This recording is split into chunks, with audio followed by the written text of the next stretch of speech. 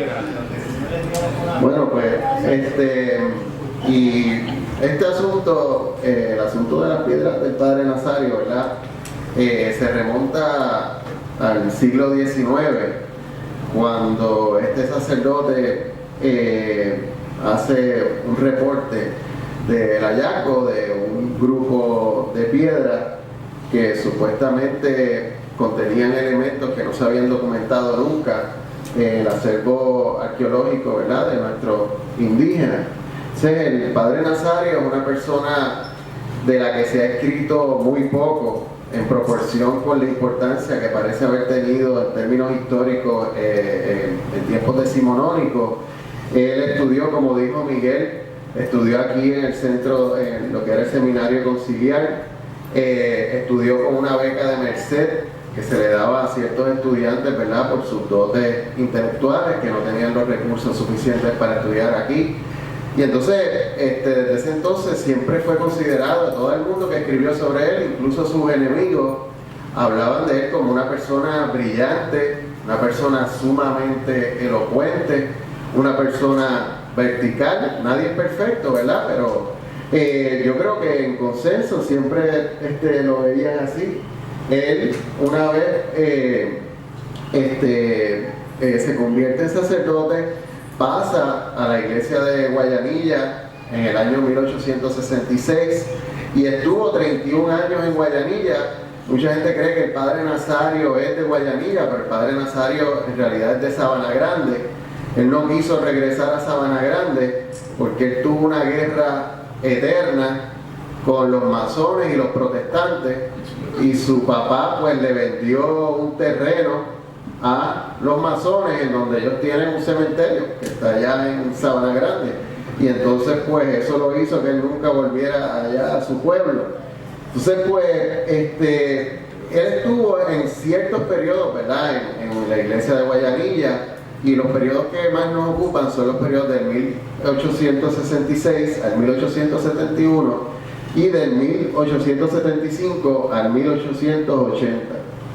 Y esto es en relación directa, ¿verdad?, con la documentación del hallazgo de estas piedras, que como ustedes pueden ver son artefactos que se salen por completo de lo que nosotros tenemos conocido, ¿no?, como las industrias líticas de las sociedades indígenas de Puerto Rico.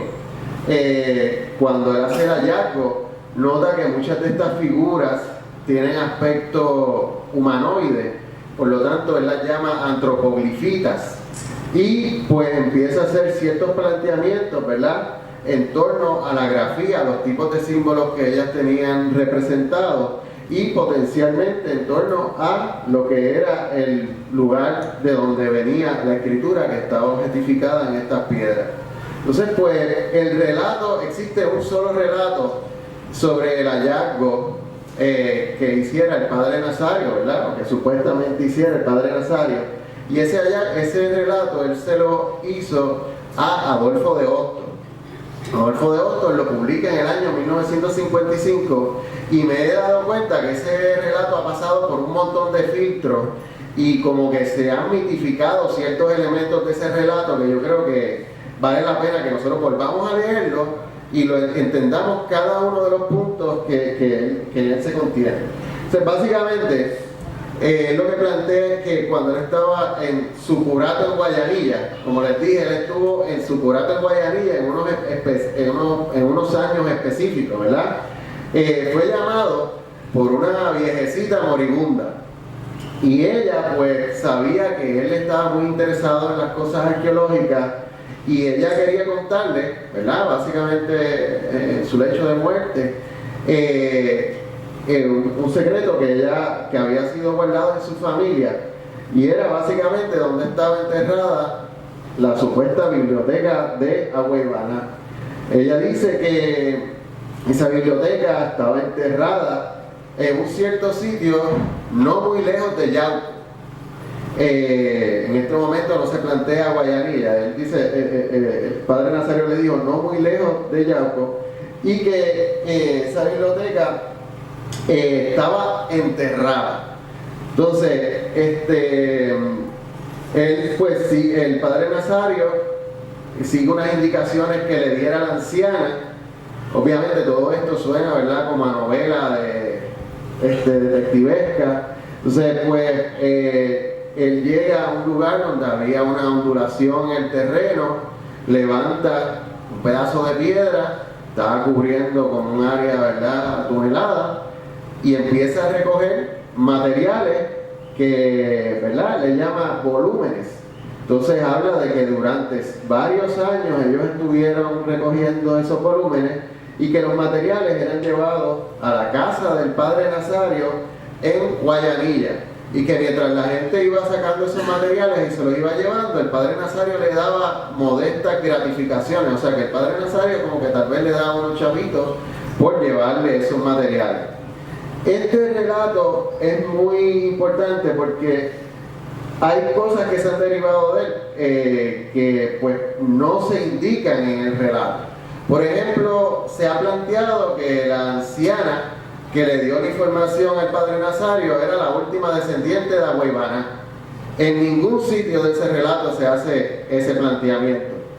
Otra cosa, y verdad, es que Adolfo de Hostos menciona la biblioteca de Agüeybaná, y el padre Nazario no utilizaba el concepto Agüeybaná. El padre Nazario utilizaba el concepto Guaybaná. Entonces, pues, tenemos que entender que este relato lo recoge Adolfo de Hostos cuando el padre Nazario estaba en el obispado, posiblemente entre los años 1912 y 1916, y este libro, esta publicación sale en el 1955. Por lo tanto, este relato hay que cogerlo con pinzas porque pueden haber algunos elementos que pudieron haber sido, ¿verdad?, reinterpretados, o pueden haber partido de la memoria que tuvo Adolfo de Hostos sobre ese encuentro en aquel momento. Entonces, pues, en Guayanilla es muy interesante que a partir de los años 90, la anciana moribunda adquirió un nombre y apellido. Mucha gente en el pueblo dice que la anciana que le dio la información al sacerdote era Juana Morales. Entonces, pues, yo me he puesto a investigar, ¿verdad?, sobre, pues, si entre los años en que el sacerdote tuvo su curato en Guayanilla, o sea, que estamos hablando de 1866, a 1871, 1875, al 1880, por lo menos, eso es solo una porción de su curato.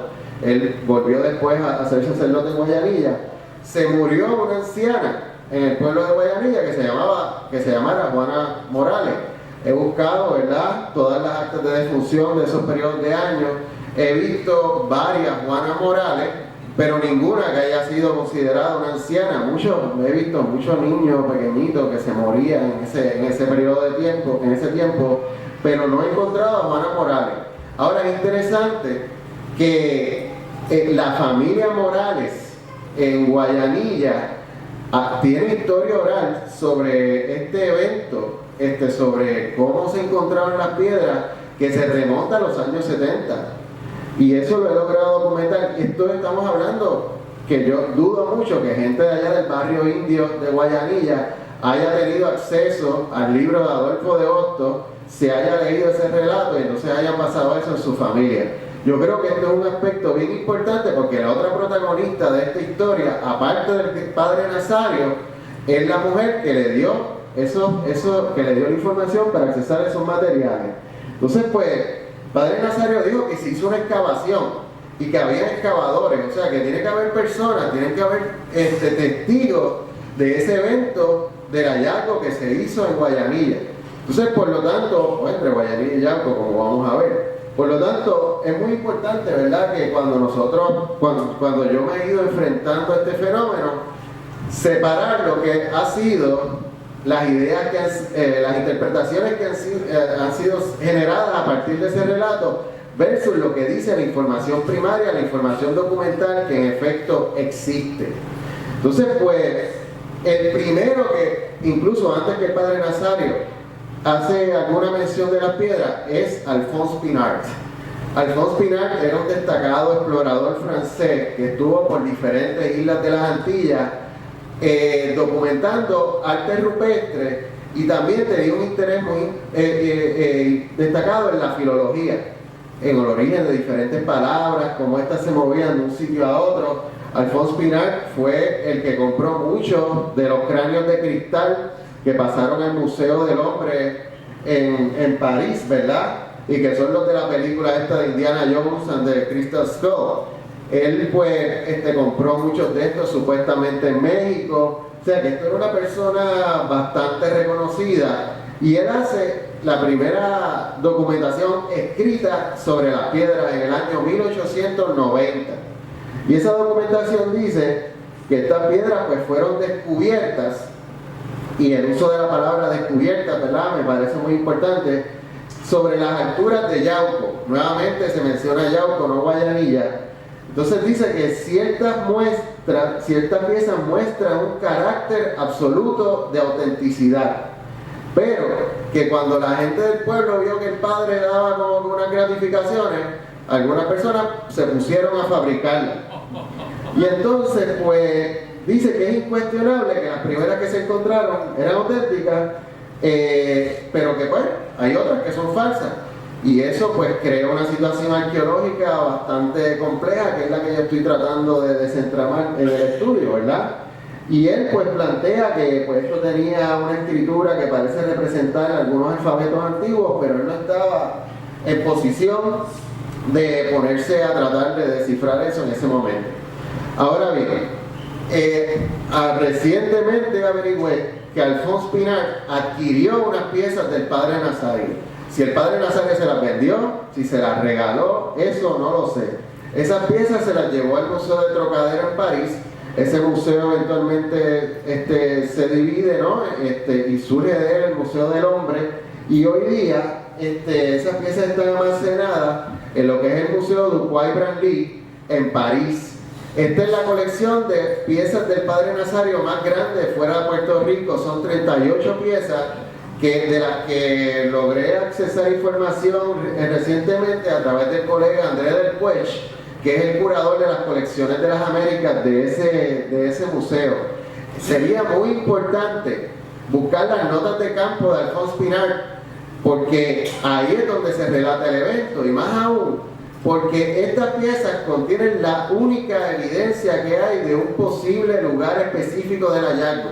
Las piezas están asociadas con un sitio que le ponen Janoa, Puerto Rico. Yo he tratado de buscar la palabra Janoa, no la he encontrado en ningún lado. Lo único que he logrado identificar como Janoa es uno de los territorios de una de las tribus perdidas de Israel, ¿verdad?, de la tribu de Efraín. Pero en términos de Puerto Rico, no hay un sitio que yo haya podido identificar en la toponimia con ese nombre. Entonces, ¿cuándo vino Pinart a Puerto Rico? Y los detalles de esa visita pues tampoco se conocían. Recientemente tuve la suerte de accesar, con ayuda de Laura Rodríguez de la Universidad Central de Bayamón, de la biblioteca, la colección Zeno Gandía. Entonces pues el padre Nazario, pues su mejor amigo era Zeno Gandía, y ellos intercambiaban información todo el tiempo, y él le escribe una carta a Zeno Gandía en la que le dice, en la carta fecha del 1908, le dice: Pinart me escribió de París, 28 años parece mentira. O sea que Pinart vino a Puerto Rico en el año 1880. Esto lo que demuestra es que el hallazgo de las piedras se tuvo que haber dado antes del 1880. Y si pasaron varios años en que la gente estuvo moviendo ese material, pues esto, o sea, pudo haberse dado a finales de la década del 1870. Podríamos pensar que en esa segunda estadía en el Curato de Guayanilla, entre el 1875 y el 1880.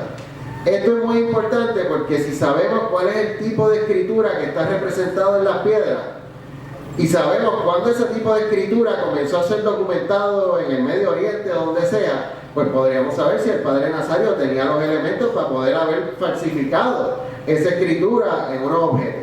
Si esa escritura no se conocía para este momento, pues entonces el padre Nazario no se la pudo haber inventado. Entonces pues este personaje de Zeno Gandía, la gente lo reconoce, ¿verdad?, por su novela La Charca, a la que todos nos mandan a leerlo cuando estamos en la escuela. Pero Zeno Gandía era una persona que era como podemos, ¿verdad?, un todólogo. era un ser renacentista. Y era una persona bien vertical. Él lanzó duelos de muerte con Muñoz Rivera. O sea, estamos hablando así con reglas, que yo voy a caminar 3 pasos para acá y tú caminas 2 pasos para allá y nos vamos a entrar a tiro y nos vamos a matar. O sea, entonces, pues, Zeno Gandía tuvo una relación bien íntima con el padre Nazario, a tal nivel que pues Zeno Gandía en el año 1881 fue comisionado por los periódicos de Puerto Rico para representar a la isla en el centenario de Calderón de la Barca en España. Y estos son, ¿verdad?, los documentos que demuestran ese viaje que él dio. Entonces, pues Zeno Gandía hace un relato bien interesante, que es que cuando él va a España, el padre Nazario le da 2 piedras a Zeno Gandía. Le dice: te regalo estas 2 piedras y no te desprendas de ellas. Pues entonces, cuando Zeno Gandía viaja a España, se encuentra con su maestro, Pedro González de Velasco. Pedro González de Velasco era una persona hiper reconocida en España. Hoy día la reconocen más bien porque cogió a la hija y la embalsamó. La hija se murió bien joven, la embalsamó y entonces pues la vestía y se ponía a cenar con ella y qué sé yo. Era una persona bastante excéntrica. Por decirlo de alguna manera. Pero pues cuando Zeno Gandía le presenta estas 2 piedras, pues el señor se volvió loco y no le quiso devolver una de las 2. Le digo: yo me voy a quedar con esta piedra, y Zeno Gandía vuelve a Puerto Rico con una sola piedra. Y se encuentra con el padre Nazario. Y entonces el padre Nazario le dice: ¿dónde está la piedra? Y le dice: mano, mira lo que me pasó. Y entonces el padre Nazario se enfogonó con él y olvídate de eso. Entonces, pues Zeno Gandía pues esperó un tiempo a que se calmara un poco y le dice: pues, padre, yo estoy escribiendo una novelita. Él dice: un cuadernillo, se llama La Charca. Y yo cuando leí eso, ¿verdad? Entonces Zeno Gandía escribiendo esto, yo estoy escribiendo como que esta novelita, La Charca. Y entonces, pues, tengo este personaje del padre Esteban, quiero que usted lo lea, a ver qué usted cree de esto. Y le da esto, y el padre Nazario empieza a leer del padre Esteban. Y lo tiene como un cura de aldea, como una persona como muy poco ducha, ¿verdad? Muy poco culta. Y el padre Nazario, olvídate, se enfogonó de nuevo con Zeno Gandía. Entonces Zeno Gandía se lleva la novela La Charca y reescribe de nuevo el padre Esteban. Y va donde el padre Nazario y se lo presenta. Y entonces el padre Nazario lo lee, y cuando lo lee dice: bueno, ahora sí, ahora te perdono lo de la antropoglifita. Porque entonces esto es bien importante, porque el padre Esteban de la novela La Charca, posiblemente el modelo para ese personaje viene del padre Nazario. Y esto a su vez corrobora el hecho, ¿verdad?, que en el 1881 ya Zeno Gandía se está llevando piezas a España. Corrobora el hecho de la fecha del hallazgo de las piedras. Que ya se había establecido, ¿verdad?, a través de Pinar. O sea, Pedro González de Velasco, para que entiendan, es el que su casa se convirtió en el Museo de Antropología de Madrid. Y el acuerdo que él hizo con Zeno Gandía era: ok, pues usted se va a quedar con la piedra, pues la va a poner ahí, le va a poner el nombre del padre Nazario y va a poner que esto es de Puerto Rico. Lamentablemente, pues, González de Velasco murió en el 1882 y no sabemos qué pasó con la piedra con la que él se quedó. Yo hice contactos con el Museo de Antropología de Madrid y allá me enviaron un catálogo de todas las piezas de Puerto Rico, y esa pieza pues lamentablemente no está ahí. Entonces el padre Nazario, en el relato que le hace a Adolfo de Hostos, también menciona que los objetos que él iban encontrando se los llevaban a la casa del padre Nazario. Entonces mucha gente pensaba que esto era la casa parroquial, pero no. En el registro de la propiedad de Ponce hay un documento que habla de una casa que compró el padre Nazario por 250 pesos en el año 1880. O sea, el padre Nazario tenía su propia casa. Entonces, estamos hablando pues que el padre Nazario en ese momento, bueno, imagínense, Zeno Gandía se ganaba 1000 pesos. y él era médico, ahí se conocieron, que Zeno Gandía era médico y era médico allá en Guayanilla y Yauco, y se ganaba 1,000 pesos. El alcalde se ganaba 800. El padre Nazario se ganaba 600, o sea que no se ganaba poco, se ganaba bastante en comparación. Entonces tuvo suficiente dinero pero como para gastarse 250 pesos comprándose esta casa. Entonces, en esa casa, él estableció un museo, básicamente. Entonces, la descripción de la casa es una casa como estas casas típicas de allá, de Guayanilla, del siglo XIX. Entonces, pues, ese museo es reseñado en diferentes documentos. Por ejemplo, en este artículo del Mundo se habla, ¿verdad?, en un encuentro que hubo, imagínense, el año 1883, allí estaban encontrándose Valdoriotti de Castro, Agustín Estal y el padre Nazario. Yo solo me imagino esto. Y estaban ellos tres hablando sobre, ¿verdad?, pues, la posible fundación de un museo de historia natural en Puerto Rico y qué sé yo. Y entonces, pues, esta persona habla de la casa, que decía que esto estaba lleno de antigüedades indias, que era como el arca de Noé, que tenía un montón de los materiales. O sea que el padre Nazario estaba cogiendo esos materiales, o los estaba haciendo como, ¿verdad? Vamos a ver después qué va a pasar, y los estaba metiendo bajo techo en una casa. Y esto es bien importante cuando hablemos. Ajá. A la casita. Bueno, esta no es la casa del padre Nazario, esto es un modelo de casa posiblemente parecida a la que se describe en el registro de la... Pues él estaba metiendo esos materiales ahí. Entonces, posteriormente, pues el padre Nazario se había envuelto en unos importantes debates en la historia de Puerto Rico. O sea, el padre Nazario era una persona reconocida en los círculos intelectuales. Entonces, pues cuando aquí se va a celebrar el 4º centenario del supuesto descubrimiento de Puerto Rico, pues iban a levantar un monumento en alguna parte de la isla. El sitio preferido en aquel momento era Aguada. Y esto genera un debate enorme en la isla, en donde pues el padre Nazario fue uno de los elementos protagónicos, ¿verdad?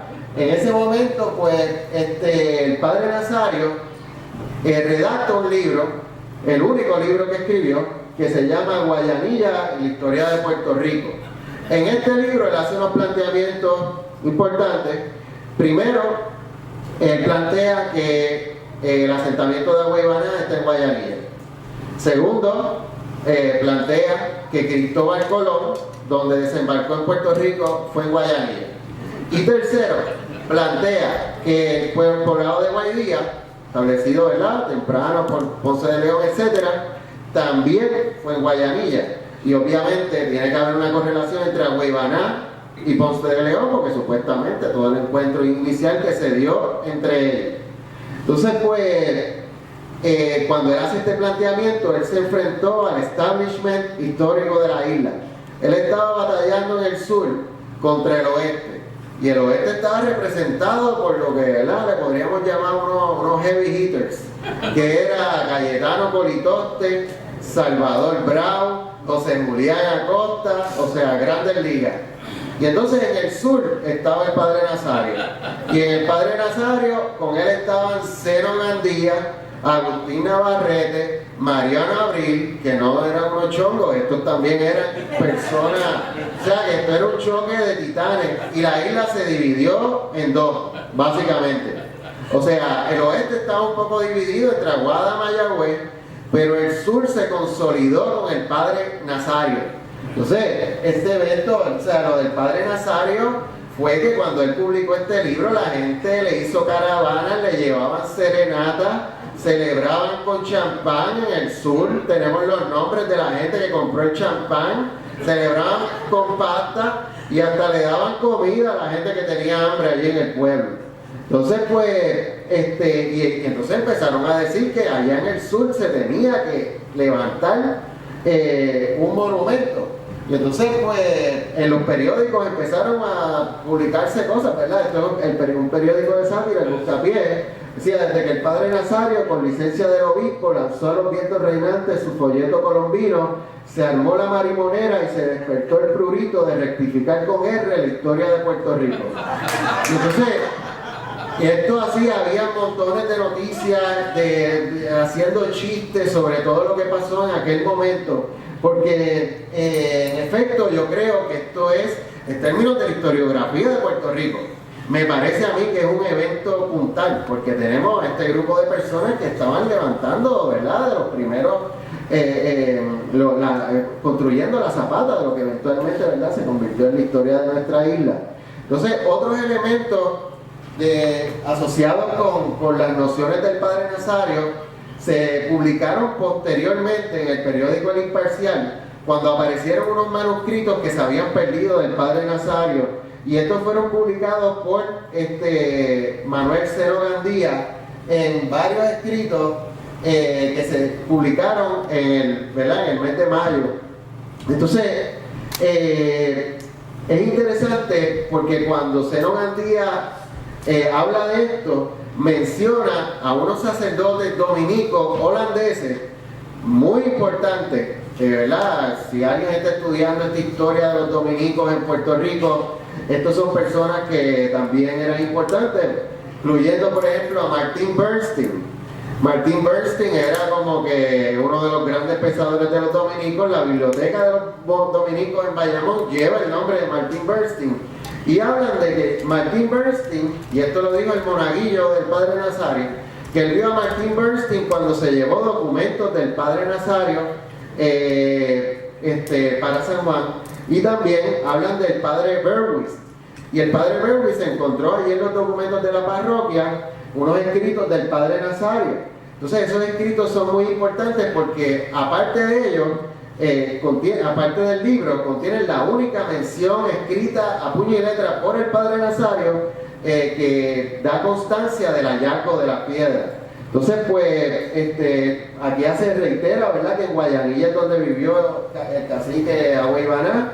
Incluso menciona un sitio arqueológico bien conocido, el Cucharal, donde posiblemente estaba el asentamiento de Agüeybaná. Y entonces indica que las numerosas antropoglifitas, piedras escritas que poseo, siento la fuerte tentación de creerlas en el Archivo Nacional, encontradas casi reunidas en una reducida extensión de terreno y a una distancia no extraordinaria de Guayanilla, no podría suceder que hubiesen sido puestas a cubierto de los choques que en la guerra habían de dirigirse con preferencia contra la capital de la isla.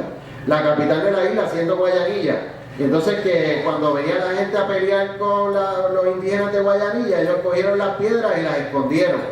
Ahora bien, en unos escritos se menciona no muy lejos de Guayanilla, en otros escritos se menciona no muy lejos de Yauco. Por lo tanto, el sitio donde se tuvo que haber encontrado esto tuvo que haber sido en algún espacio entre la frontera, entre Guayanilla y Yauco. Entonces, es en el mismo año cuando él publica el libro, cuando se hace la primera mención de lo que le podemos llamar el manuscrito perdido. Y este otro enigma que es casi tan, me parece a mí casi tan interesante como el de las piedras. El Padre Nazario escribió un manuscrito donde él detallaba su interpretación en torno a las piedras. Ese manuscrito llevó el nombre inicial que yo he logrado documentar, es Escritura Aborigen de Carib. Y este manuscrito, estamos hablando que las piedras él las encontró antes del 1880. Para el 1893 se hace una primera mención de este escrito y vamos a ver, ¿verdad?, cómo esto va evolucionando a través del tiempo. En el año 1894 se da otro evento interesante. El Padre Nazario andaba por San Juan y va a visitar a su némesis histórica, Cayetano Politoste. Y entonces él sabe que Cayetano Politoste estaba en total desacuerdo con él, pero le tenía mucho respeto, porque Cayetano Politoste no insultaba. El Padre Nazario tenía detractores como Newman Gandía, que lo tildaba de cura loco. O sea, estamos hablando de que esos debates, eso eran a muerte. Pero Cayetano Politoste era una persona elegante. Entonces, Cayetano Politoste pues recibe la visita del Padre Nazario, y el Padre Nazario va donde él le dice: mire, nosotros hemos tenido desacuerdos, le agradezco la deferencia que ha tenido conmigo, pero yo necesito que usted me ayude con algo. Yo necesito que usted me ayude a descifrar estas piedras que yo tengo. Y entonces, pues, Politoste le dice: wow, eso está interesante, pues dale, tráeme las piedras. Envíame las piedras y yo las estudio aquí y después yo te las doy. y pues se quedó esperando para siempre porque el padre Nazario nunca se las llevó. Si algo pasaba con el padre Nazario es que no se quería desprender de esa piedra. Entonces, pues en 1897 se hace otra mención del folleto del padre Nazario y empieza a dar detalles sobre la interpretación del padre Nazario en torno a las piedras, indicando, ¿verdad?, que la escritura que está ahí es escritura hebreo-caldaica y que estaba asociada con las tribus perdidas de Israel. Hay menciones también en el 1903 sobre conferencias que dio el padre Nazario en torno a las piedras. O sea, el padre Nazario estaba tratando de mover la cosa con las piedras. Estamos hablando de 1893. Asumamos el tiempo más reciente que se pudieron encontrar las piedras, 1880. 23 años todavía después, el padre Nazario estaba tratando de que la gente tuviera un interés por las piedras y no estaba teniendo, ¿verdad?, mucha suerte. No era el único que estaba haciendo planteamientos de contactos transatlánticos antes de Colón. El Freud de Torón en 1889 escribió un libro sobre los fenicios en la isla de Haití, en donde hacía planteamientos de arte rupestre, de palabras, de petroglifos, que supuestamente documentaban la presencia fenicia en esa isla. Este era un tema que mucha gente lo estaba trabajando a finales del siglo XIX. Entonces, a finales, 4 años después de la invasión estadounidense de nuestra isla, viene a Puerto Rico un arqueólogo también muy reconocido que se llamaba Jesse Walter Phillips. Este era una eminencia, este era del establishment americano de investigadores. Y entonces, él, cuando hace su publicación, dice que la mejor colección que él no pudo llevarse de Puerto Rico era la colección que tenía el padre Nazario. Pero que las cosas los jeroglifos esos que tenía el padre Nazario, él creía que no eran muy antiguos. Y lo puso ahí bastante tímido. Cuando encontramos las notas de campo que me dio mi estimado amigo Roberto Martínez, vemos que en las notas de campo el padre Fuchs trata de visitar al padre Nazario 2 años. En el 1902 va y no lo encuentra. Y vuelve en el 1903. Y entonces Fuchs hace un inventario de todas las piezas que tenía el padre Nazario en su casa. Las piezas estaban bajo techo en su casa. Decía que las tenía en 2 áreas. Un área donde tenía las piezas que él más le gustaban, que él más quería, y una covacha donde tenía las otras piezas que él consideraba piezas secundarias. Y en ese escrito él dice que esas piedras son fakes, son falsas.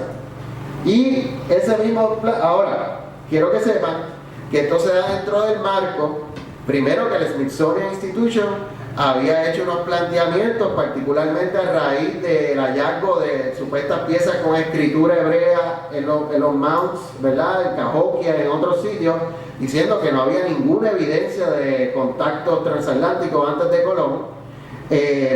Y entonces, pues, o sea que cuando Fuchs viene, él estaba mediado por ya unos planteamientos que estaba haciendo su propia institución. Y segundo, porque él le ofreció $800 al padre Nazario por su colección.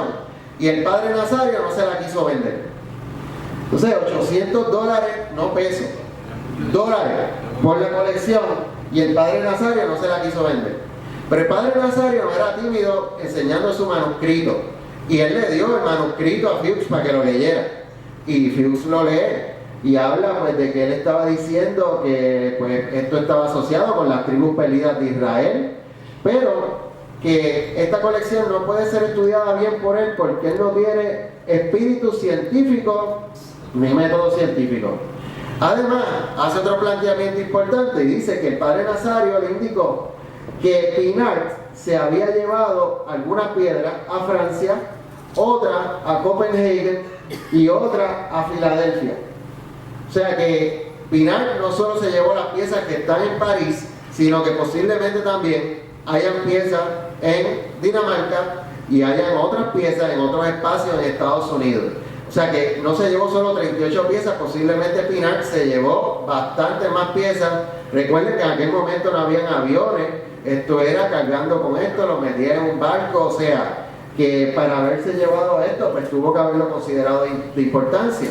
Entonces, pues, incluso cuando Fuchs entendía que estas piedras supuestamente eran falsas, llevó algunas a los Estados Unidos y están, ¿verdad?, en el National Museum of Natural History, junto con otras piedras que son, ¿verdad?, eran enigmáticas. Esto como que no, ¿ok? Otras piedras enigmáticas, como esta cara que supuestamente se encontró en Puerto Rico, esta otra cara que está hecho de roca sedimentaria, y este objeto que parece que está hecho de un material de serpentina, que los tres pues nada tienen que ver, ¿verdad?, con los materiales indígenas de acá de Puerto Rico que hayamos documentado, y en los documentos de entrada de esas piedras pues indica que todas estas son falsificaciones, y eso que dijo Fuchs en ese momento es la idea que ha prevalecido hasta el momento.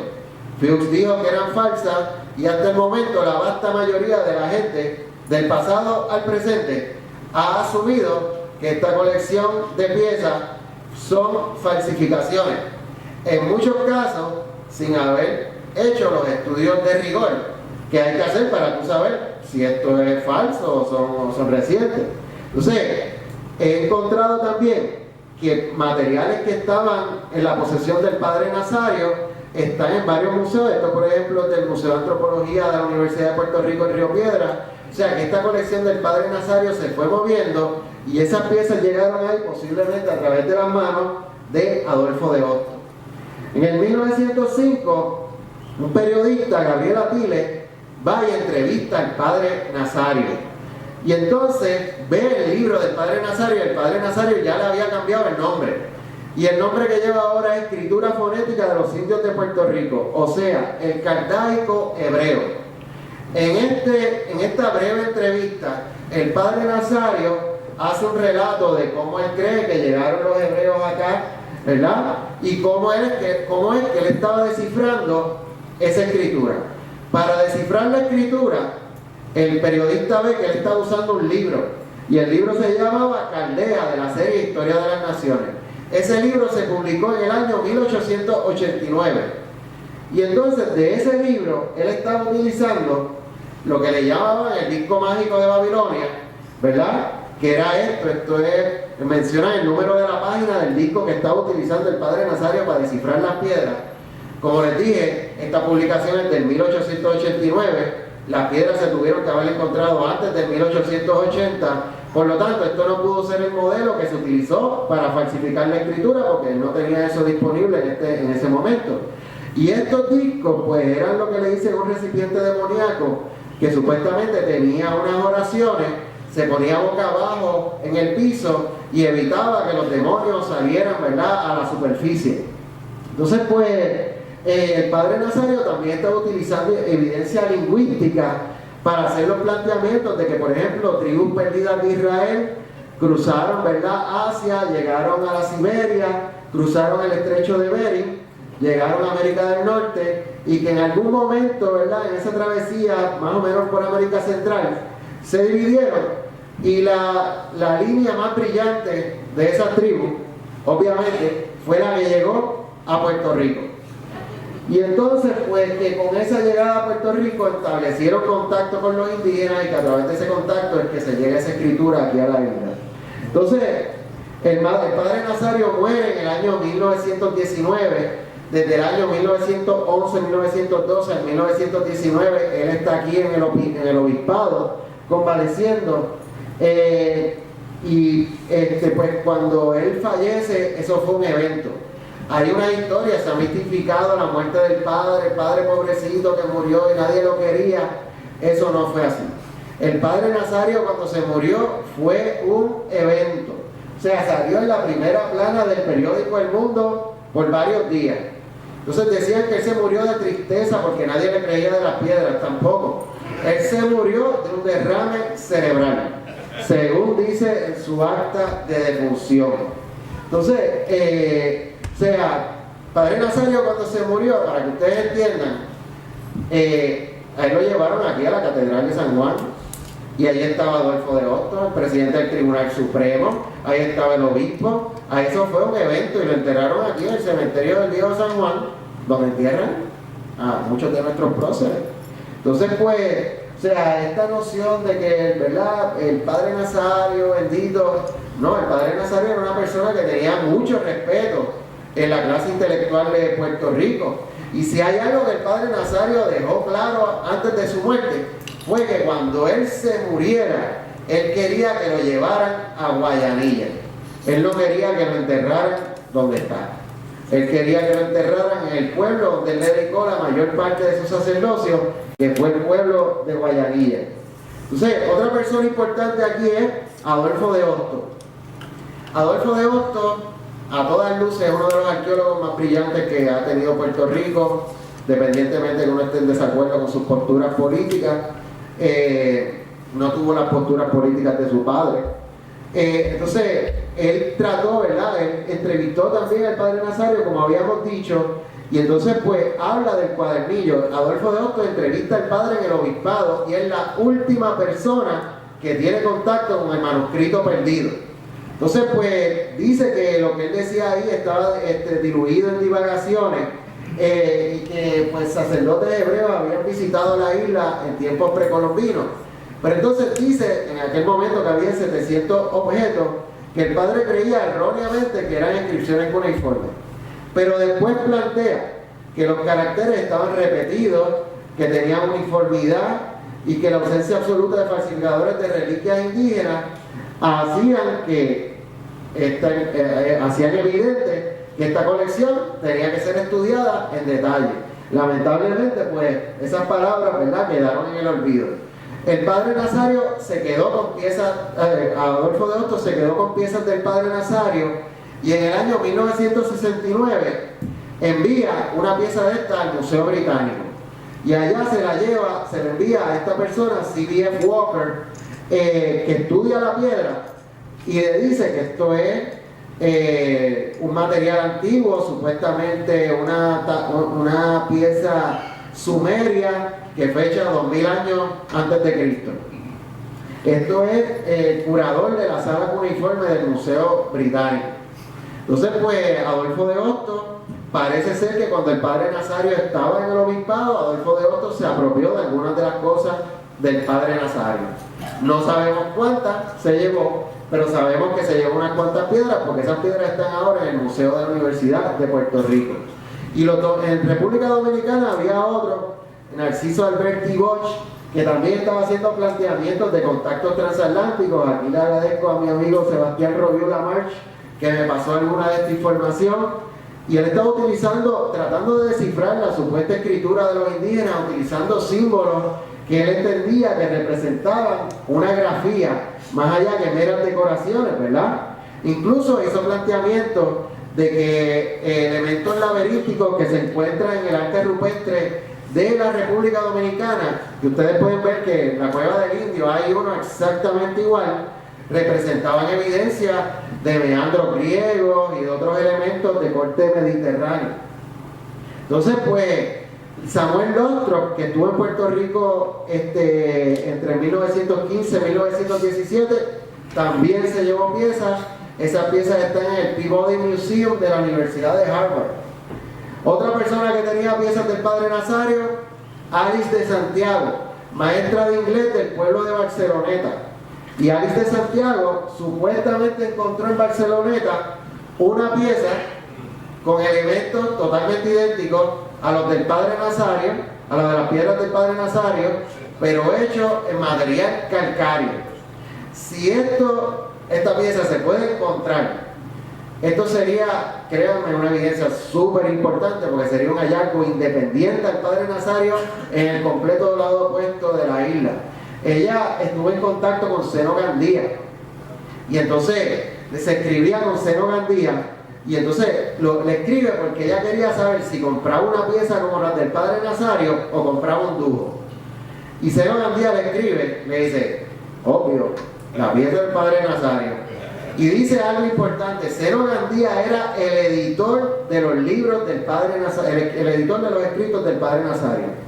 Y entonces Zeno Gandía dice que el padre Nazario nunca le quiso decir dónde encontró las piedras.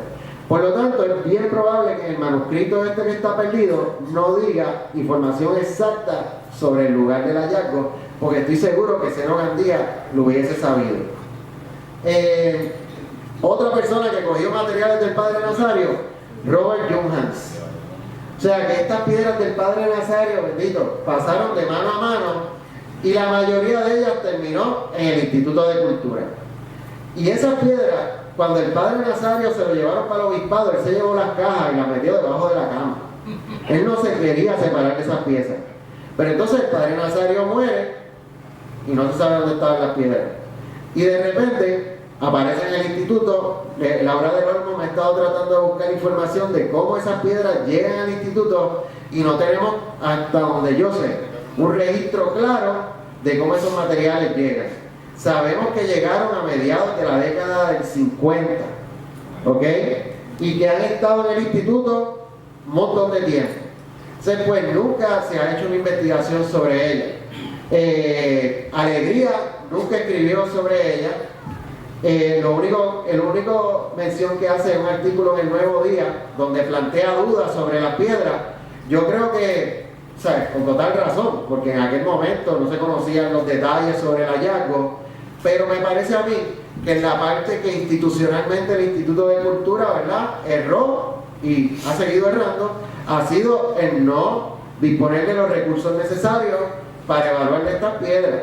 O sea, y hay planteamientos que se han hecho que en algunos momentos esas piedras han estado a punto de botarlas al zafacón. Yo cuando las vi por primera vez había una aguantando una puerta.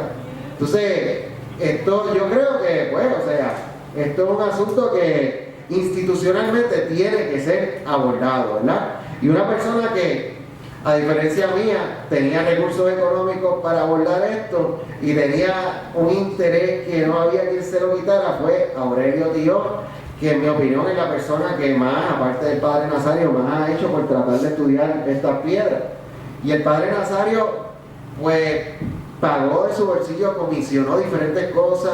Por ejemplo, a Tony Daubon, que es un fotógrafo. De hecho, esas fotos de esas piezas son una maravilla. Yo cuando él me las enseñó, estas son las fotos que se prepararon para publicaciones, es donde mejor se ven los trazos en las piezas.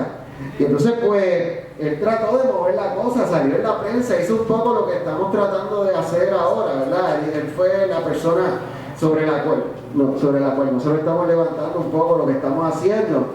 Y entonces, pues, él hizo numerosos planteamientos, tocó montones de puertas en la academia, mucha gente no le hizo caso, y pues, para bien o para mal, la persona que lo atendió fue Barry Feld. Barry Feld, muchas veces, ¿verdad? Hay una cosa que en las ciencias sociales le llaman los expert systems. Y esto es como que de repente tú quieres validar algo que tú vas a decir, tú te buscas a alguien de Harvard. Olvídate. Entonces, pues, tenía esta escritura y entonces de repente está Barry Feld, que era de Harvard, era profesor emérito, y todo el mundo pone, no, Barry Feld, profesor emérito de Harvard, descifró esto. Pero él era biólogo marino, él no era epigrafista. Era biólogo marino. Y digo, a la gente le tiene amor y odio. Hay gente que dice que es un genio, alguna gente dice que es un bufón, pero yo creo que en términos generales parece que tenía un ojo agudo y algunas cosas sí él las lograba descifrar, pero en este caso, ¿verdad? Pues yo no estoy muy claro cuán certero fue su planteamiento. Él decía que la escritura que está en la piedra representaba un silabario vasco que de alguna forma se empezó a mezclar con los símbolos que estaban en los tocapus, ¿verdad? O las investiduras de los viracochas, y particularmente hace referencia al octavo Inca. Y entonces, pues, que esta combinación de símbolos resultaba, ¿verdad? También aunándole lo que es la Biblioteca Nacional de Ecuador, que supuestamente se encontró en las cuevas de Tayo, por los indígenas jíbaros o los indígenas chuar, que supuestamente pues estaba este sacerdote que era bien bueno con ellos, y los indígenas le regalaron estas placas enormes que tenían unos símbolos de escritura y otros elementos. Entonces, pues, aunando esos tres aspectos, ¿verdad? Él comenzó a descifrar las piedras que supuestamente expresaban fonéticamente, o sea, como se escuchaban palabras quechua. Pero entonces, las palabras que él supuestamente descifra, ¿ok? Ustedes pueden ver los símbolos. Entonces él habla de un gay, chayote, y esas palabras, papaya, esas palabras no son quechua, esas palabras son arahuacas. Entonces, pues, ahí esto como que, por lo menos en mi opinión, esos planteamientos de Barryfeld yo los pongo en duda, y esto pues requiere que un epigrafista pueda hacer, ¿verdad?, un estudio más detallado de esto. Entonces, el planteamiento fue de que esta piedra, esa escritura, llegó a algún punto de la Amazonia, se mezcló con los elementos en la zona andina y eventualmente subió para acá, y acá pues llegó a las Antillas, o que esa escritura le dio la vuelta a América del Sur completo, de repente se metió en esta zona andina nuevamente y de ahí llegó a Puerto Rico. El planteamiento de la posibilidad de que haya habido algún movimiento directo hacia las Antillas, pues en ese momento nunca se hizo. Además de estos investigadores, una persona que cabe destacar es Norberto Lugo, que es biógrafo del padre Nazario y ha tratado de mantener esta historia viva junto con gente de Guayanilla como Irving Sepúlveda, que han estado tratando de que esto se estudie. Y además mi buena amiga Zoé Tío, el licenciado Antonio Molina, Sebastián Robiu, que nos ayudó con la promoción, y pues diferente gente ha estado tratando de mover esto, ¿verdad?, para tratar de llegar a un mejor entendimiento. Entonces, en base a lo que tenemos, podemos destacar tres hipótesis. Número uno, que las piedras son falsas.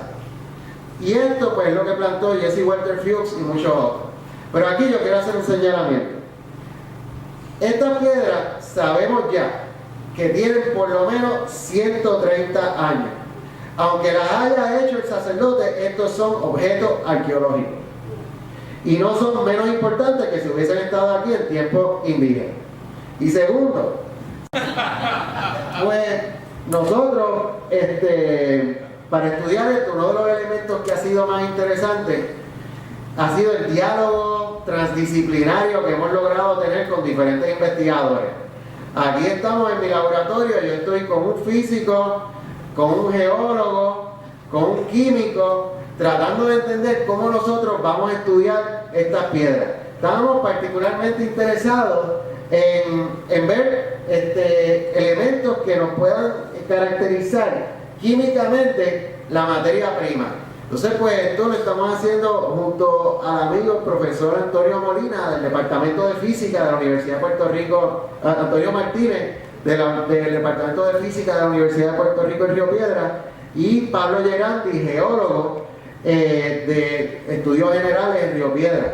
Entonces, pues queremos hacer estudios como difracción de rayos X, Raman spectrography, cosas que nos den detalles en torno a la materia prima de la que están hechas estas piedras.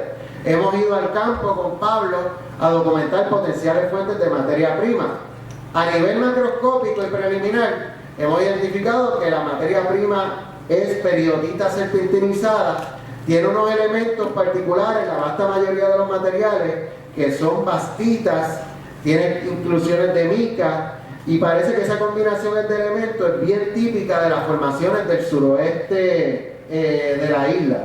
Entonces, pues hemos ido visitando algunas de estas localidades, haciendo muestreos de materia prima, con el fin de, con alto nivel de resolución, poder determinar si ese material es de Puerto Rico o no, aunque preliminarmente parece que sí, que la materia prima de la que están hechas es de Puerto Rico.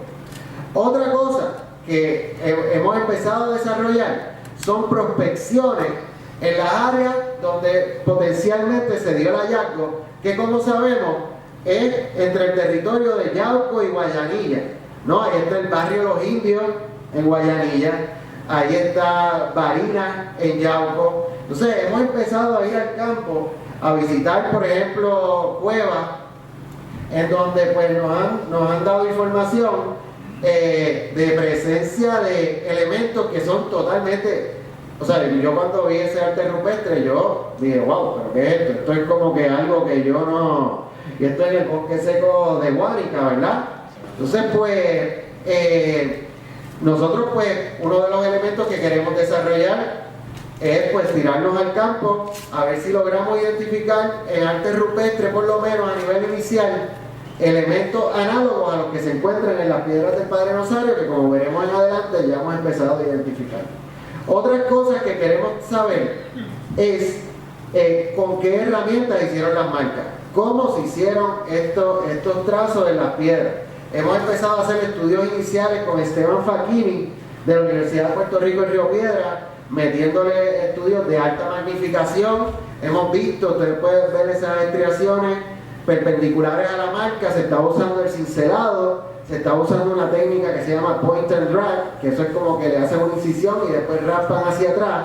Entonces pues queremos saber qué tipo de herramientas se hizo con metal, se hizo con piedra, para entonces poder entender qué manos fueron las que estuvieron envueltas en la producción de estos materiales. Entonces hemos visto que algunas piezas presentan trazos que definitivamente fueron más recientes que otras. Entonces esto nos da una indicación parecida a lo que ha planteado Pinar, que unas piezas tienen más antigüedad y otras son más recientes. Ustedes ven estos trazos, se ha hecho un planteamiento, y esto ha sido una de las cosas que se ha ido moviendo, no lo he visto en blanco y negro, de que estas piedras las hizo un jíbaro con un mocho. Pues esta parece que sí. Esta parece que la hizo un jíbaro con un mocho, pero hay muchas otras que no. Entonces, pues, para aunar, ¿verdad? Para profundizar en esto, estamos tratando de conseguir fondos para traer una perita que ha estudiado muchos materiales de la Antilla, estudios de huellas de uso, en el Van Gin de la Universidad de Leiden en Holanda, y ella mete esos materiales a unos microscopios bien potentes y nos puede dar unas indicaciones bien específicas de cómo es que se hicieron esos trazos. Ahora bien, viendo el nivel de intemperización que tienen los materiales y conociendo la historia de las piedras, podemos hacer unos planteamientos. Ahí hay unas piedras que yo le pago al que me diga que las hizo el sacerdote hace 130 años. Esas piedras tienen unos altísimos niveles de intemperización y tienen un elemento que se llama intemperización diferencial. Y eso es que están más intemperizadas o más erosionadas en un lado que en el otro. Y eso es porque estuvieron enterradas con los elementos impactándolas en una de sus caras. Incluso si ustedes se fijan, esto es una fractura fresca y esto es una fractura antigua, sumamente erosionada, redondeada. O sea que esa piedra se rompió y estuvo expuesta a los elementos por un montón de tiempo suficiente como para que esa superficie se erosionara. Si estamos hablando que estas piedras las tenía el sacerdote en su casa, pues entonces es obvio, ¿verdad?, que no estaba en un espacio en donde estos efectos iban a ser causados, ¿verdad? Entonces, pues, otro elemento que queremos hacer son estudios de cronología absoluta, estudios cronométricos, utilizando diferentes métodos. Por ejemplo, la termoluminiscencia. La termoluminiscencia lo que nos va a decir es la última vez que piezas de piedra que tenemos, ¿verdad?, en la colección, que están quemadas, la última vez que esa pieza se quemó a altas temperaturas. Vemos que algunas piezas, esto que ustedes ven aquí, se llama un potlet. Eso es como cuando una piedra se quema, hay unos fragmentos que salen volando. Y entonces, esos fragmentos, algunos de ellos salieron volando después que la marca se hizo. Por lo tanto, si nosotros podemos fechar la última vez que esa piedra se quemó, y sabemos que se quemó después que se le hicieron las marcas, y podemos establecer, por ejemplo, que eso se hizo en tiempos precolombinos, pues tendríamos una evidencia bien robusta de que estas piedras datan para el periodo indígena. Obviamente, estas pruebas son costosas. Tenemos la suerte también de que algunas muestras tienen inclusiones de carbono, posiblemente asociadas con el momento en que se quemaron, que pueden ser fechadas con carbono 14. Entonces, pues, todo esto, ¿verdad?, cuesta. Hemos identificado dos laboratorios, el Luminescence Laboratory de la Universidad de Washington y el Laboratorio de Termoluminiscencia de la Universidad de Oxford. Y la idea sería coger unas cuantas piezas, mandarlas a un laboratorio, otras piezas, mandarlas a otro laboratorio y ver cómo compara la información. Y entonces esto nos daría, yo creo que datos bastante absolutos en términos de la cronología. Un elemento que hemos empezado a desarrollar también, y esto es junto con el colega Carlos Silva de la Universidad del Turabo, es el scanning 3D de las piezas. Entonces, esto es un elemento sumamente importante porque también nos da datos de alta resolución en torno a los trazos y nos permite producir imágenes que eventualmente nosotros podemos enviarlas a los especialistas y nos pueden decir, ¿verdad?, en base a lo que ellos están viendo, sin tener que ver las piedras per se, nos pueden dar algunas impresiones. Si ustedes ven, estos seres que están representados, estos son cuerpos ataviados con una indumentaria que tiene, ¿verdad?, unos cánones bastante estrictos. Por ejemplo, los seres tienen un turbante, ¿ok? Y esto en casi todas las piezas, los seres que están representando tienen un turbante, en algunos casos un tocado, y entonces tienen una túnica, y en esa túnica es que está representada la escritura, ¿verdad? Entonces los seres están en diferentes posiciones. Algunas de esas posiciones son posiciones posiblemente rituales. Esta pieza que parece como una esfinge, ¿verdad?, está como acuclillada, tiene las manos sostenidas al frente, y ustedes pueden ver obviamente los trazos de la escritura, ¿verdad? Esto sería la cara de la pieza, etc. Entonces, otras piezas pues parecen estar, ¿verdad?, inclinadas nuevamente con las manos al frente. Entonces nuevamente ustedes pueden ver los trazos de la escritura, y esta es una de esas piezas que tiene temperización diferencial cuando comparamos este lado de la pieza con este, que se ve muchísimo más erosionado. Y nuevamente estamos hablando de piedra, y esta piedra no es muy dura, ¿ok? Tampoco es, pero para que una piedra, incluso una piedra tan suave como esta, se intemperice, tiene que pasar bastante tiempo. Finalmente, estos estudios, estas fotos que hemos ido enviando, en particular las fotos de Tony, fotos de estas de Scan 3D que hemos hecho, han levantado el interés, por ejemplo, de este epigrafista Christopher Ralston, que ha escrito varios textos en torno a falsificaciones epigráficas, y es experto en escritura semítica. Y nosotros no queremos buscar gente que venga aquí a decir lo que nosotros queremos oír. Queremos falsificar la hipótesis. Y si estas piedras son falsas, queremos buscar a la gente que tiene las herramientas necesarias para decirlo. Ahora, si ellos no pueden falsificarlas, pues entonces terminamos, ¿verdad? Ese es el proceso científico que se supone que se dé. No es corroborar la hipótesis, es tratar de falsificarla. Entonces, pues, de hecho, ustedes pueden verlo, él está estudiando una antropoglifita. Y pues esto es una persona que yo creo que va a ser sumamente importante si en efecto podemos hacer el acuerdo de colaboración para que él venga acá a estudiar la pieza.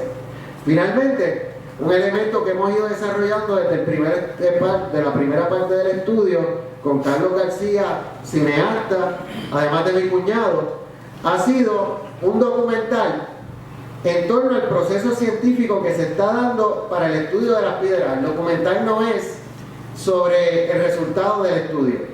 El documental es sobre el proceso científico que se está dando con total honestidad, porque no hay nada que esté planeado. Nosotros nos encontramos con la gente y empezamos a dialogar, empezamos a hacer el intercambio de información, y yo creo que eso es un elemento muy importante, porque va, ¿verdad?, a arrojar luz en torno a todo lo que eventualmente va a llevar el que este enigma pueda ser, ¿verdad?, resuelto. Entonces, pues, ahora bien, como mencionaron anteriormente, yo no llevo poco tiempo haciendo esto, yo llevo un montón de tiempo estudiando las piedras, y yo tengo una hipótesis que también está sujeta a falsificación. Y esto es una hipótesis que hago en base a algunas observaciones que he hecho de concomitancia en términos iconográficos, en términos de los símbolos que se ven en las piezas, y es la posibilidad de movimientos transatlánticos que se dieron entre las Antillas y las Islas Canarias y el noroeste de África. Entonces, estos planteamientos yo los hago en base a diferentes elementos. Primero, una de las cosas que caracteriza las piedras no son solo las marcas de escritura, sino que hay piezas que lo que tienen son unos símbolos, unas líneas en ángulo. Y esas líneas en ángulo parecen representar algún tipo de diseño geodésico, bien atípico en la arqueología. Entonces, pues como nosotros no sabemos el contexto arqueológico de las piezas, una cosa que tenemos que buscar son artefactos que hayan sido sacados de contextos arqueológicos definidos, que puedan tener elementos análogos. Y entonces ahí podemos, por lo menos, esbozar un planteamiento de la relación de estas piedras con tiempos antiguos. Y hemos empezado a encontrar, una de las cosas que pasa siempre, es cuando uno mira los objetos y los datos sin tener esto en mente, no ve las cosas. Entonces, yo me pongo a ver a veces los materiales. Estuve un día con Ivonne y con Luis, estábamos viendo, y ellos saben que cada vez que yo voy a su laboratorio, pues yo los vuelvo locos. Nos pusimos a ver materiales y de repente ellos me traen esta pieza con esas marcas, unos símbolos grafiados. Las excavaciones en Salto Arriba, nosotros encontramos una pieza nuevamente con esos símbolos, esas líneas en ángulo. Nosotros tenemos el estrato, el nivel, la unidad, y por suerte esa unidad, que fue la excavación que yo dirigí, no la encontré yo, la encontraron mis estudiantes, porque si no, ¿verdad? Pueden haber pensado que yo la planté ahí. Entonces, se ha encontrado este tipo de elementos en las cuevas de Isla de Mona, ¿verdad? En diferentes formatos. Y entonces esto es un tipo de trazo. En Cuba se ha identificado, en Cuba se ha visto esto en diferentes contextos, ¿verdad? Se ha identificado en batalles, como por ejemplo los batalles de Viví. Y esto cuando se encontró en Viví, pues José Oliver y Juan Rivera Fontán muy acertadamente dijeron, pues estos son marcas enigmáticas, no sabemos qué son, ¿verdad? Entonces, pues, en sitios como la ciudad perdida de Santa Marta, los indígenas Kogi le llaman una piedra que tiene ese tipo de trazo la piedra mapa. Entonces, yo creo que en efecto, ¿verdad? Como ha pasado en las líneas de Nazca, en otros contextos en donde se han encontrado trazos lineales en ángulos definidos, esto en efecto puede tener asociaciones con algún tipo de sistema de hacer mapas o algo por el estilo. Ahora, ¿dónde se encuentran elementos análogos a esto? Hasta donde hemos podido identificar, en las Islas Canarias. En diferentes elementos, en diferentes contextos de las Islas Canarias se encuentran trazos que no solo envuelven estos trazos lineales, sino también elementos que cuando yo los vi por primera vez, yo creía que yo estaba en Utuado. De hecho, esos símbolos, esto es las Islas Canarias, yo estoy seguro que cualquier boricua los ve y de alguna manera extraña se puede identificar, ¿verdad? Se puede identificar con ellos. Hay símbolos de estos que se dan en diferentes partes del mundo, pero cuando uno empieza a ver la relación entre diferentes elementos que parecen estar atados entre estos dos espacios, pues la cosa, ¿verdad?, parece plantear algún tipo de relación. Hemos visto elementos, ¿verdad? Esto en las Islas Canarias supuestamente lo asocian con la diosa Tanit de los fenicios, al igual que este ídolo que tiene un elemento bastante análogo, en piezas que están aquí en la colección de la Universidad de Puerto Rico. Están en las Islas Canarias, se han encontrado diversos ídolos. Algunos de esos ídolos tienen trazos bien análogos, la forma de la boca, la forma del cuerpo, análogo a lo que hemos visto en las piedras del Padre Nazario. En las Islas Canarias era imposible que el Padre Nazario conociera esto al momento en que estas piedras fueron encontradas. Entonces, pues, tenemos la S invertida, tenemos combinaciones de elementos, como ustedes pueden ver ahí.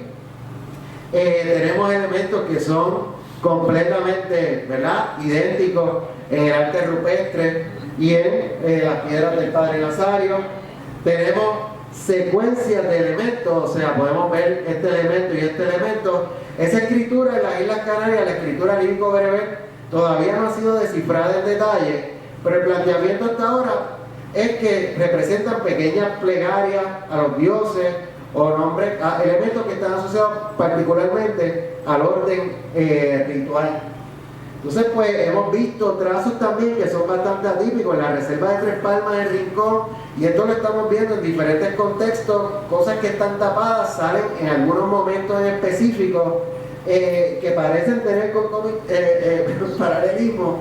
Entonces, incluso cosas como trazados digitales, estos son trazados hechos con los dedos, en forma curvilínea, que nos llevan a plantear la posibilidad de que, bueno, haya habido algún tipo de relación.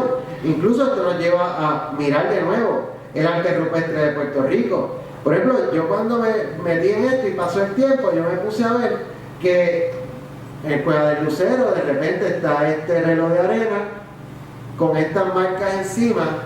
Esas marcas, eso es pictografía, por lo tanto eso puede ser fechado con carbono 14 y esas marcas que están ahí no corresponden con nada que nosotros hayamos documentado como parte de la iconografía arqueológica de las Antillas.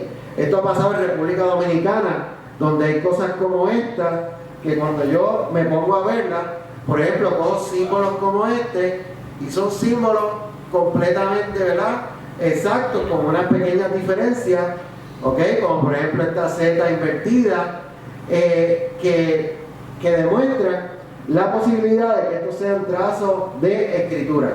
Recientemente, en la playa de los Tubos, en Manatí, apareció un arte rupestre que esto sí que a nosotros nos pareció que esto es de otro planeta. Esto, si ustedes van hoy, está cubierto bajo varios pies de arena, solo se expone después de una marejada fuerte.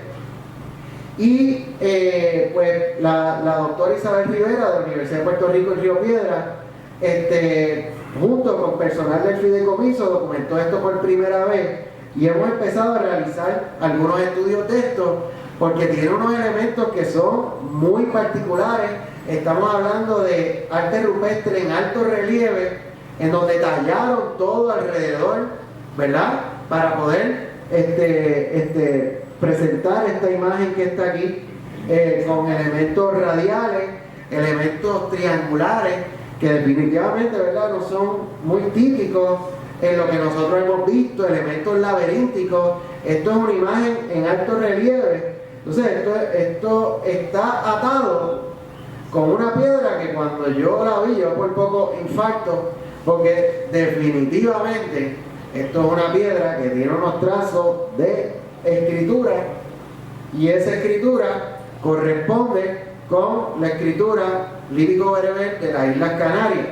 De hecho, yo le envié esta imagen a Renata Springer-Bonk, experta en escritura lírico-bereber de las Islas Canarias. Le dije, ¿qué usted cree que es esto? Me dijo, sí, estos símbolos definitivamente son de escritura lírico-bereber. ¿De dónde son? Le dije, de Puerto Rico, y no me volví a escribir. Entonces tenemos, ¿verdad?, por ejemplo, este cuadrado, tenemos este reloj de arena, o sea que no son solo símbolos aislados, sino son secuencias de símbolos que hemos visto. Esto es ahí también en la playa de los Tubos en Manatí. Ustedes pueden ver estos símbolos, la cruz, ¿ok? Y esos símbolos, nuevamente, son símbolos que directamente están atados con escritura lírico-bereber de las Islas Canarias y alguna escritura también ibérica. Entonces, pues, esto es interesante porque muchos de esos símbolos están completamente sepultados. Nosotros hemos empezado a hacer algunos trabajos así, tratando de limpiar. Esto es con la profesora Isabel Rivera y sus estudiantes de la Universidad de Puerto Rico de Río Piedra, del programa de antropología. Entonces, pues, los petroglifos que nosotros estábamos documentando estaban allá en la parte de atrás, y están en un estrato parecido a petroglifos que son de características indígenas de aquí de la isla, que hemos documentado en diferentes contextos. Ahora bien, no solo es en el arte rupestre, sino en piezas arqueológicas que también se han identificado elementos que son análogos a las de las piedras del Padre Nazario. Esta pieza que está aquí fue excavada por Luis Charlate en la década del 70 en Tecla, en Guayanilla. Y esta pieza obviamente es cefaliforme, tiene, ¿verdad?, el ojo, la boca, tiene el tocado, ¿verdad?, un tocado bifurcado, y aunque no es idéntica, corresponde con algunos de esos elementos. De hecho, cualquier arqueólogo que le aparece una pieza como esta en su excavación va a saber que esta pieza no es como las otras. Esto es algo completamente distinto. Y de hecho, yo he visto piezas como esta pieza que excavado Ivonne y Luis en la Hueca Sorcén Vieques, que cuando yo la veo dentro del formato de una persona vestida con una túnica, con un tocado en la cabeza, pues entonces me hace pensar en las piedras del Padre Nazario, que son los únicos tipos de objetos que nosotros tenemos con estos elementos, ¿verdad?, tan marcados.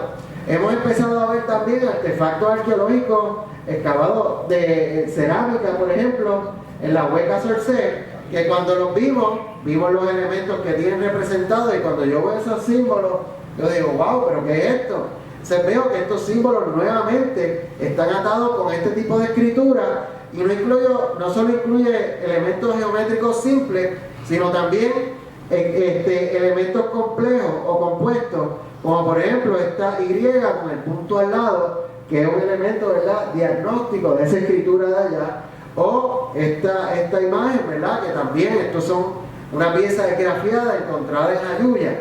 Entonces, la evidencia hasta ahora no ha sido mucha, pero nos ha llevado a plantearnos la posibilidad de ver los materiales arqueológicos de Puerto Rico de una manera distinta y mirar esta decoración en una vasija celuloide y pensar, ¿eso era para que la vasija se viera linda, como se piensa hasta ahora? ¿O ahí estaban escribiendo? Y a mí me parece que aquí existe la posibilidad de que nuestros indígenas conocieran un sistema de escritura. Algunos de los elementos de ese sistema pudieron haber sido desarrollados por nuestros mismos indígenas, otros pudieron haber venido como resultado de contactos con sociedades de otras partes del mundo, porque si algo hemos podido documentar arqueológicamente era que nuestros ancestros andaban montados en canoa, eran los grandes navegantes de las Américas, y yo no dudo que tuvieran la capacidad de entablar contacto con personas de cualquier parte del mundo, ¿verdad?, a través del mar o del océano. Entonces, recientemente un colega, Richard Callahan, de la Universidad de Calgary en Canadá, hizo un estudio publicado en una de las revistas más importantes de arqueología del mundo, en donde él, por ejemplo, pone una canoa a flotar en las Islas Canarias y la pone a flotar a ver a dónde llega. Y miren a dónde llega: al Caribe. Entonces, este planteamiento, pues, lo que abre es la posibilidad de replantearnos otras cosas.